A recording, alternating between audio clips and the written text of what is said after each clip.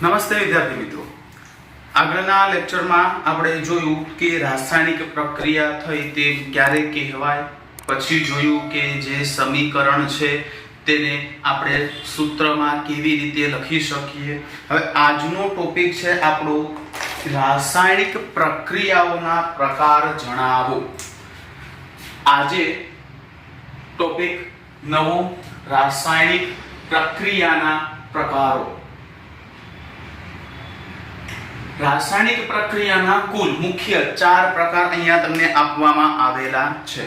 હવે સૌથી પહેલા તો રાસાયણિક પ્રક્રિયા થાય છે શું કામ, તો એ સમજી લઈએ કે રાસાયણિક પ્રક્રિયા થાય ત્યારે શું થાય છે, તો કે જે પણ કાંઈ અણુ રહેલો છે એ અણુની વચ્ચે, 9મા ધોરણમાં શીખી ગયા તે પ્રમાણે અણુ એકબીજા વચ્ચે આકર્ષણ બળથી જકડાયેલા હોય છે, એટલે કે આકર્ષણ બળથી જોડાયેલા હોય છે.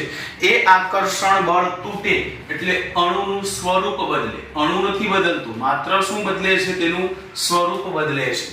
એટલે એ જ અણુ તોડવા માટે જુદા જુદા પ્રકારની પ્રક્રિયાઓ થાય તેના ઉપર, જેને જ આપણે કહીશું રાસાયણિક પ્રક્રિયા. એમાંની સૌથી પહેલી રાસાયણિક પ્રક્રિયા આપણે જોઈએ સંયોગીકરણ પ્રક્રિયા. સૌથી પહેલી, કુલ 4 પ્રક્રિયાઓ છે, એમાંથી પહેલી સંયોગીકરણ પ્રક્રિયા. કોને કહેવામાં આવે સંયોગીકરણ પ્રક્રિયા, તો એને આપણે પહેલા સૌથી વ્યાખ્યાયિત કરી દઈએ. તો વ્યાખ્યાયિત કરવા માટે આપણી જોડે વ્યાખ્યાને આપણે આપણી રીતે તૈયાર કરીએ તો કંઈક એવું છે. તો વ્યાખ્યા એવી છે કે 2 થી વધુ પ્રક્રિયકો વચ્ચે, પ્રક્રિયકો એટલે પ્રક્રિયા કરનારાઓ, પ્રક્રિયકો વચ્ચે પ્રક્રિયા થઈ અને એક જ નિપજ મળતી હોય, એક જ નિપજ મળે તો તેવી પ્રક્રિયાને રાસાયણિક સંયોગીકરણ પ્રક્રિયા કહેવામાં આવે છે. સંયોગીકરણ પ્રક્રિયાની વ્યાખ્યા ફરીથી, આપણી જોડે પ્રક્રિયકો ઓછામાં ઓછા કેટલા હોવા જોઈએ, 2, અને વધારેમાં વધારે ગમે તેટલા હોય ચાલશે. એટલે કે ઓછામાં ઓછા 2 પ્રક્રિયકો એકબીજા સાથે પ્રક્રિયા કરી અને એક જ નિપજ બનાવતી હોય તો એવી પ્રક્રિયાને રાસાયણિક પ્રક્રિયાનો પહેલો પ્રકાર એટલે કે સંયોગીકરણ પ્રક્રિયા કહેવામાં આવે છે. હવે એ સમજવા માટે ચોપડીની અંદર એક ઉદાહરણ આપેલું છે, એટલે કે એક પ્રવૃત્તિ આપેલી છે, અને એ પ્રવૃત્તિને આપણે સમજીએ તો પ્રવૃત્તિમાં એવું કીધું છે કે સૌથી પહેલા પ્રવૃત્તિ નંબર જે પણ હોય એ, એટલે આપણે પ્રવૃત્તિ અહીંયા પહેલી લખી દઈએ. રાસાયણિક પ્રક્રિયાના પ્રકારમાં સૌથી પહેલા એક બીકર લો, એ બીકરની અંદર પાણી નાખો. બીકર લીધું, એ બીકરમાં શું નાખ્યું, પાણી. આને આપણે રાસાયણિક પ્રક્રિયા સ્વરૂપે નથી દર્શાવવાનું, માત્ર સમજવાનું છે કે રાસાયણિક પ્રક્રિયા થઈ એટલે કે આ સંયોગીકરણ પ્રક્રિયા થઈ એનું કોઈ ઉદાહરણ હા છે. કયું, તો કે સૌથી પહેલા બીકર લીધું, એ બીકરમાં પાણી નાખ, સોરી, એ બીકરની અંદર સૌથી પહેલા નાખવાનું છે કળી ચૂનો. કળી ચૂનો નાખ્યો. હવે એ બીકરને ધીરે ધીરે ધીરે બીકરની અંદર પાણી એડ કરો, પાણીને નાખતા જાઓ.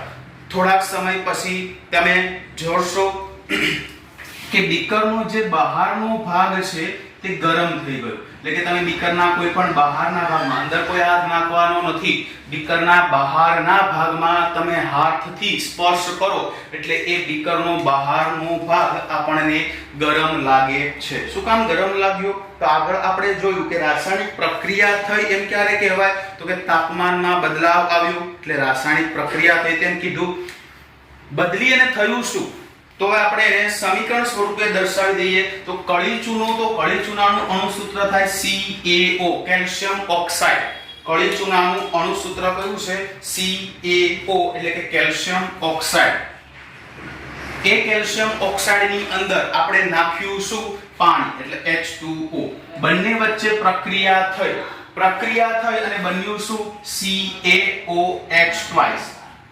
CaOH twice, જેને શું કહેવામાં આવે, કેલ્શિયમ હાઇડ્રોક્સાઇડ, અને સાદી ભાષામાં કહેવું હોય તો ફોડેલો ચૂનો. આપણી જોડે અહીંયા કયો ચૂનો હતો, કળી ચૂનો. હવે ઘણા કે કળી ચૂનો ફોડેલો ચૂનામાં ફેર શું, કળી ચૂનો ખાલી કેલ્શિયમ ઓક્સાઇડ ધરાવે છે, કેલ્શિયમ સાથે ઓક્સિજન જોડાયેલો છે એ કળી ચૂનો, અને કેલ્શિયમ સાથે હાઇડ્રોક્સિલ હોય, હાઇડ્રોક્સાઇડ હોય તો એ કળી ફોડેલો ચૂનો ટ્રાન્સફર થાય છે.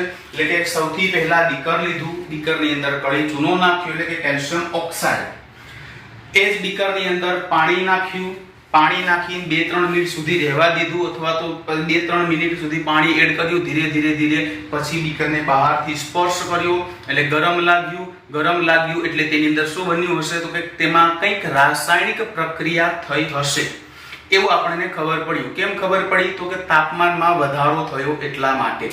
હવે એ જે સમીકરણ સ્વરૂપે લખવું હોય તો કેવી રીતે લખાય તો કે કેલ્શિયમ ઓક્સાઇડ કળી ચૂનાને પાણી સાથે પ્રક્રિયા કરાવવામાં આવે ત્યારે બને શું કેલ્શિયમ હાઇડ્રોક્સાઇડ CaOH twice, જેને આપણે સાદી ભાષામાં ફોડેલા ચૂના તરીકે ઓળખીએ છીએ. હવે તો આના પરથી આપણને ખબર પડી ગઈ કે આપણી જે વ્યાખ્યા હતી એ સાબિત થઈ. કઈ તો કે 2 કરતા વધારે પ્રક્રિયકો, 2 થી વધારે એટલે ઓછામાં ઓછા 2 પ્રક્રિયકો વચ્ચે પ્રક્રિયા થઈ અને નિપજ કેટલી મળી? માત્ર ને માત્ર 1. તો આપેલી પ્રક્રિયા કઈ કહેવાય? સંયોગીકરણ પ્રક્રિયા કહેવામાં આવે. આના ઉપરાંત અન્ય કોઈ ઉદાહરણો? હા, ઘણા બધા છે આપણી જોડે, જેમ કે કોલસાનું સળગવું,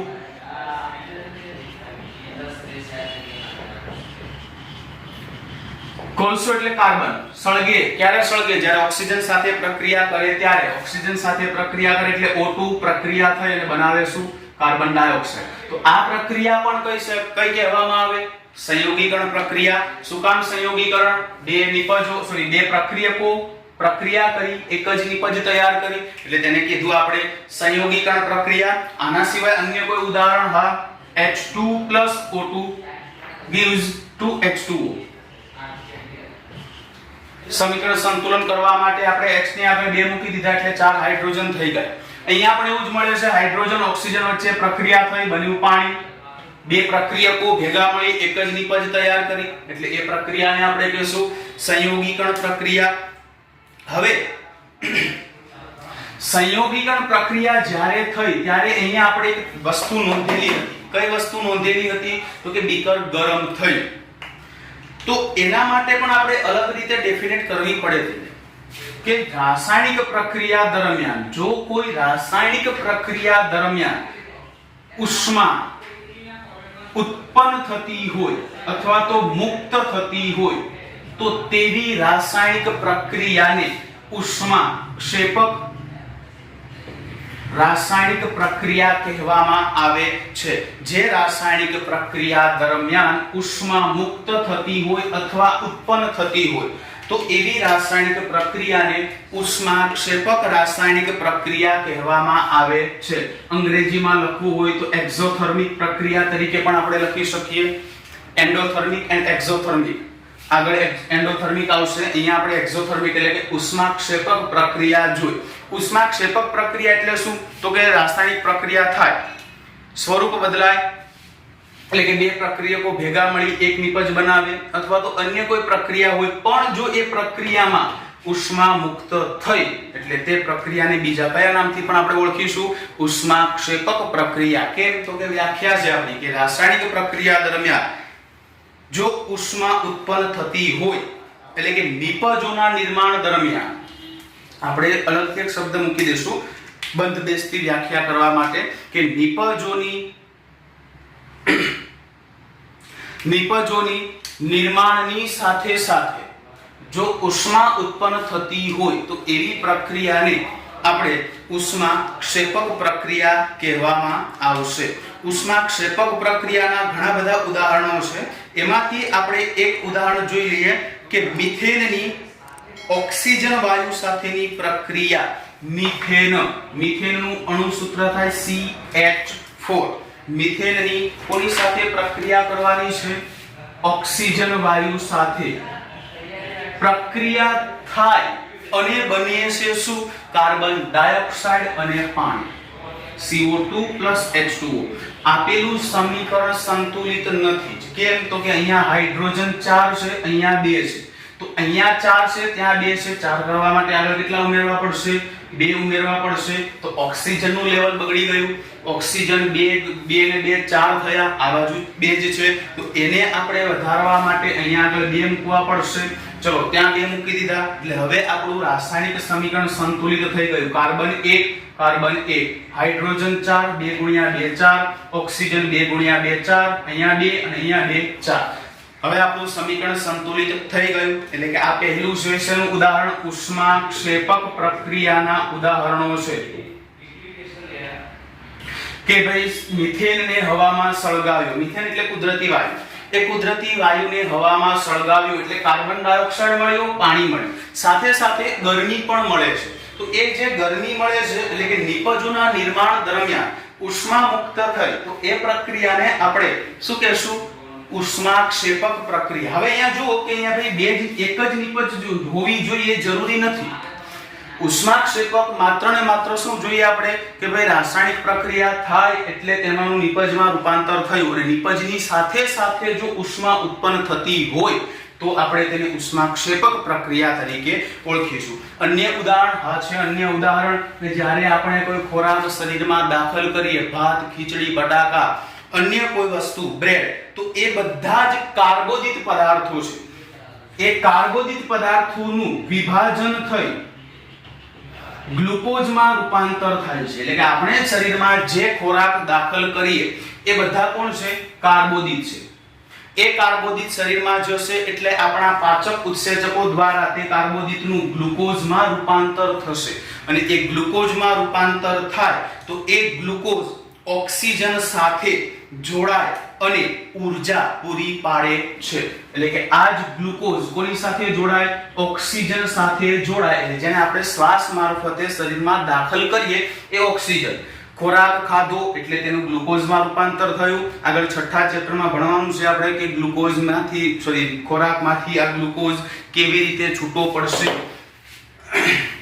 ખોરાક ખાધો, મોઢામાં ગયો, પાચન તંત્ર આખું એક્ટિવ થશે, અન્નનળી આવશે, જઠર, નાનું આંતરડું, મોટું આંતરડું, એના જુદા જુદા ભાગ, એ બધામાંથી ખોરાક પસાર થઈ અંતે કોષમાં જાય અને કોષમાં તે કયા સ્વરૂપે જશે? ગ્લુકોઝ સ્વરૂપે.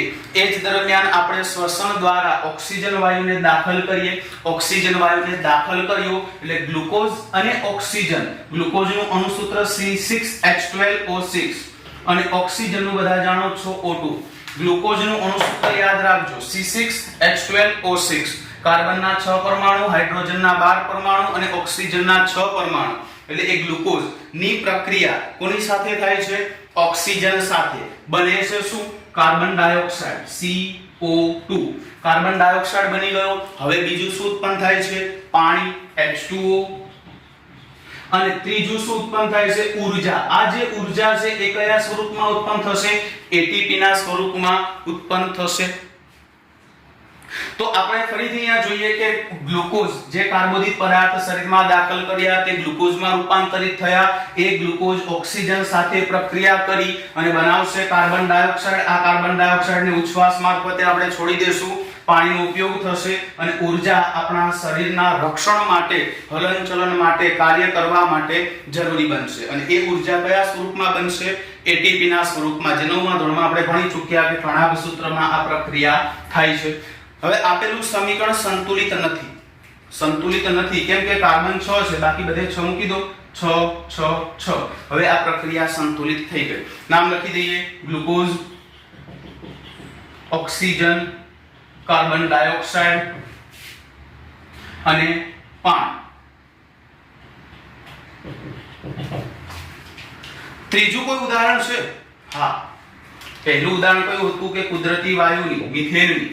ઓક્સિજન સાથે મિથેનને હવામાં સળગાવો, કાર્બન ડાયોક્સાઇડ, પાણી બને. ભાઈ એક નોંધ કરજો કે જેટલા પણ આપણે ઉષ્માક્ષેપક પ્રક્રિયાઓ જોઈ એમાં આ એક વાયુ કોમન મળ્યો આપણને, કાર્બન ડાયોક્સાઇડ. વાયુ કોમન મળ્યો મતલબ કે કાર્બન ડાયોક્સાઇડ ઉત્પન્ન થતો હશે એટલે મોટા. કાર્બન ડાયોક્સાઇડ કેવો વાયુ છે? ગરમ વાયુ છે. ગરમ એટલે ગરમીને શોષી રાખે છે, જેથી આપણું ગ્લોબલ વોર્મિંગ વધી રહ્યું છે. કાર્બન ડાયોક્સાઇડનું પ્રમાણ અત્યારે પૃથ્વી પર 0.04% જેટલું જ છે. 1% પણ નથી, 0.04% જેટલું જ છે. જે આગળ ચોથા ચેપ્ટરમાં આપણે અભ્યાસ કરવાના છે કે કાર્બન કેવી રીતે પૃથ્વી પર ડિસ્ટ્રીબ્યુટ થયેલો છે, એટલે કે વહેંચાયેલો છે.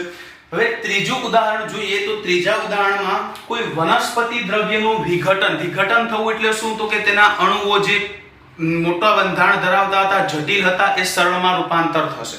આગળ વિઘટનની આપણે વ્યાખ્યા આવવાની છે, પ્રક્રિયા પણ આવવાની છે, પણ અહીંયા એક શબ્દ આપી દીધો વિઘટન પહેલેથી, તો એને સમજી લઈએ કે વિઘટન એટલે કોઈ જટિલ કાર્બનિક અણુ હોય એને સરળ કાર્બનિક અણુમાં રૂપાંતર થવું. તો જ્યારે કોઈ વનસ્પતિ, પ્રાણી અથવા તો કોઈ કચરો હોય કે શાકભાજી હોય એને જમીનમાં દાટો એટલે ખાતર બને. તો એ ખાતર બને ત્યારે પણ તેમાંથી ઉષ્મા ઉત્પન્ન થાય. તો એ પ્રક્રિયાને પણ આપણે ઉષ્માક્ષેપક પ્રક્રિયામાં એડ કરી શકીએ છીએ. એટલે અત્યારે ફરીથી આપણે જોઈએ પહેલો મુદ્દો શું હતો આપણો? મેઇન પ્રક્રિયા સંયોગીકરણ કોને કહેવામાં આવે?